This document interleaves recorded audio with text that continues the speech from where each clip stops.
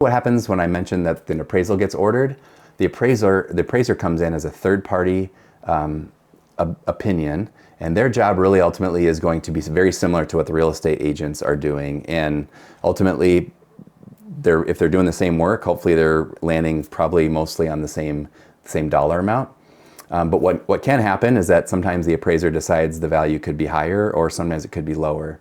If the value comes in higher, that's a great thing. It doesn't necessarily change any of the values of the loan, because the loan, the value of the home is going to be either the appraised value or the purchase price, whichever one's lower. In mortgage world, it's always based on risk and worst case scenario. So if you get a higher appraisal, it's just good to know, because you're starting your home off with extra equity.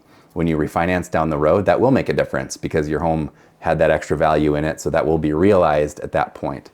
But it's kind of just a nice to know at the beginning. If the home is valued a little less, that gets into a little bit more of a tricky situation. And so roughly speaking, like I just said, it's either the purchase price or the appraised value, whichever one is lower.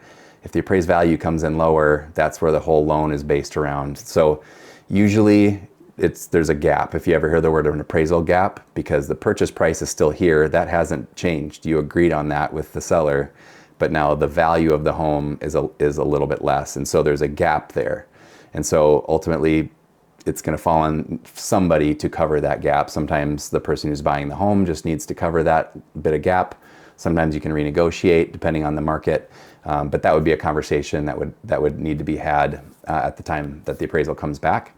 It's uncommon usually, so you don't really have to worry about it, but it does happen sometimes.